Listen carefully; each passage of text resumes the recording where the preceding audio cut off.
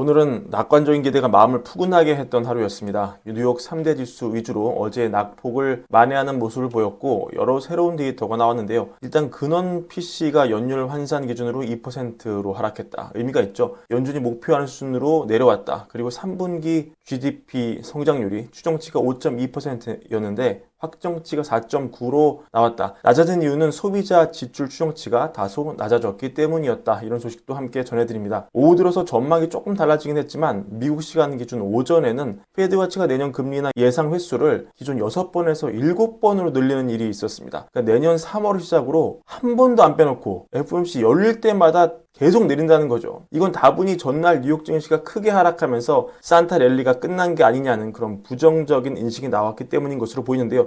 하지만 우리가 여기서 하나 생각해야 할 점은 지금 주식시장의 하락 혹은 조정을 경제 자체가 나쁜 것으로 호도해서 받아들이고 오히려 이걸 금리 인하의 불쏘시개로 활용하려고 하고 있다는 점입니다. 미국 경제는 지금 여전히 연율 환산 5% 달하는 성장과 4% 밑도는 실업률을 기록 중인데 어제 하락은 정말 며칠 동안 주가가 달리다가 한번 주저앉은 것인데 주가가 하루 내린 게 경제가 안 좋다는 그런 증거는 아니잖아요. 경제와 주가는 당연히 동행하지만 서로 앞서거니 뒤서거니 하면서 시차를 따라 움직이는 것인데 하루 브레이크 밟혔다고 금리나 예상 횟수를 6번에서 7번으로 물려버린다. 6번도 지금 과한데 7번으로 밀어버린다. 이거는 좀 시장의 욕심이 아닐까. 부정적인 의견도 나오고 있습니다. 실제 월가의 지배적인 견해는 시장이 지금은 좀 오버하고 있다 이런 것이죠. 너무 과하다는 겁니다. 내년 금리 인하의 필요성에는 누구나 동의합니다. 왜냐? 지금 이 레벨의 금리는 한마디로 항생제 처방을 너무 엄청 세게 한 그런 상황이죠. 경제가 계속 항생제를 맞고 있을 수는 없잖아요.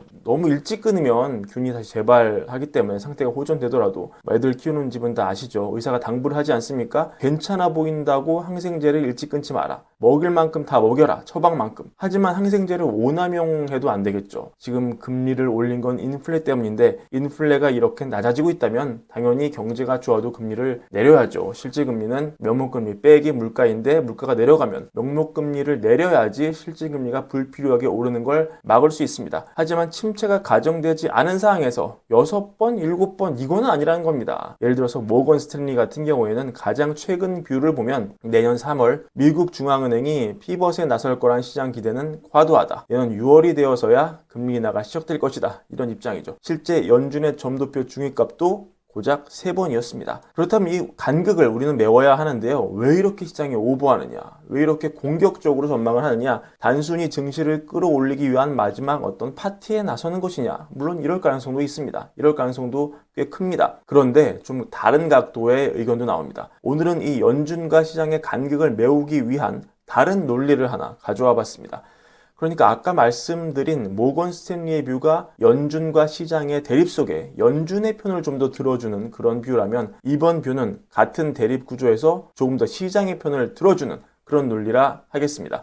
블룸버그 이코노미스트 애나 웡의 논리인데요. 애나 웡이 블룸버그에 그런 게 있습니다. 이 오드라치라는 그런 코너인데요. 팟캐스트인데 여기 나와서 한참 설명합니다. 어떤 얘기냐? 쉽게 말해 지금이 경기 침체를 지나가는 국면일 수 있다. 이미 시작했을 수 있다. 이런 논리입니다. 일단 가장 메인 근거는 블룸버그 자체 시뮬레이션이 있는데 그걸 돌려보니까 이게 백데이터 보니까 예측력이 매우 높았다고 합니다. 근데 이게 올해 말에 침체에 들어갔다고 시사를 하고 있다. 그러면 당연히 여러 가지 의미가 나오죠. 지금 지표가 이렇게 좋은데 뭔 침체냐? 반문이 나오겠죠. 기본적으로 블룸버그 모델은 금융정책의 지연 효과가 우리 생각보다 훨씬 짧다는 가정을 합니다. 금리가 높아진 그런 부담을 경제가 이미 떠안고 있다는 거죠. 애나웡은 산업 생산 감소가 이미 그런 지표라고 보고 있습니다. 인터뷰에서는 정확히 어떤 숫자인지를 밝히지 않고 있지만 예를 들어 우리 잘 알고 있는 미국 ISM 제조업 구매관리자 지수만 봐도 지금 오랫동안 기준치인 50을 밑돌고 있다는 점을 우리는 다 알고 있습니다.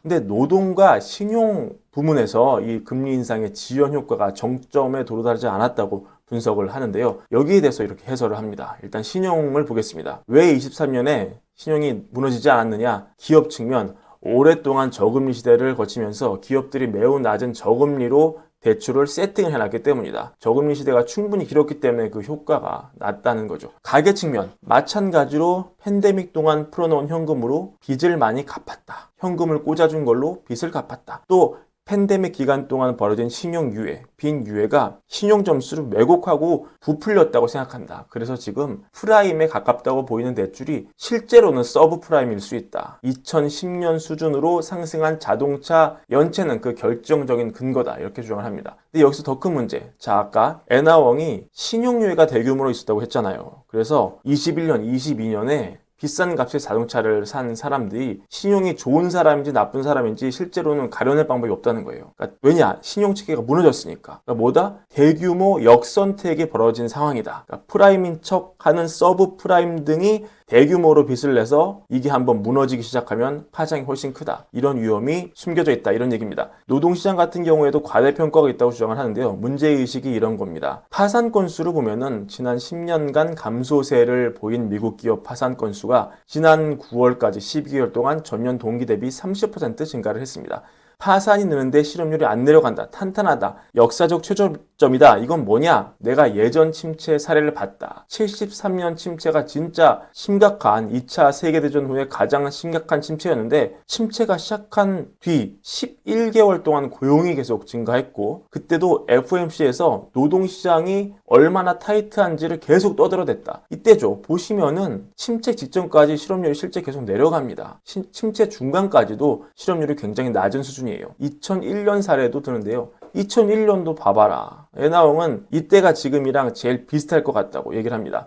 이때도 침체 전에 실업률이 계속 떨어지죠. 안정적이죠. 이 당시 침체가 시작될 즈음에 얘기가 나왔던 것은 역시 노동시장이 타이트하다는 것이었다. 이 침체 초기에 타이트한 노동시장 내러티브는 굉장히 흔한 거다. 이때 NBER이 경기 침체라고 판정했을 때는 이미 침체가 지난 후였다. 이렇게 분석합니다. 그래서 직관적으로 볼 때 초반에 실업률이 느는 것은 일자리 구직자가 늘어나면서 경쟁이 치열해지니까 실업률이 늘고 본격적으로 침체가 진행되면서 경제가 안 좋아지면서 제조업이 안 좋고 파산 기업이 늘면 일자리 찾기 어려워지겠죠? 그럼 퇴사랑 이직을 하겠어요? 안 하겠죠. 버티겠죠. 그런 기업이 낮은 이직률 때문에 사람들을 해고해야 한다고 결정을 하고 그때 해고가 늘어나면서 실업률이 더 늘어난다. 이게 사이클인데 지금 이게 임박했다. 근데 여튼 역사적으로 침체 초반에는 실업률이 낮은 게 국룰이었다. 이렇게 얘기하는 것입니다. 물가 얘기도 좀 덧붙이는데요. 하드 데이터와 소프트 데이터 간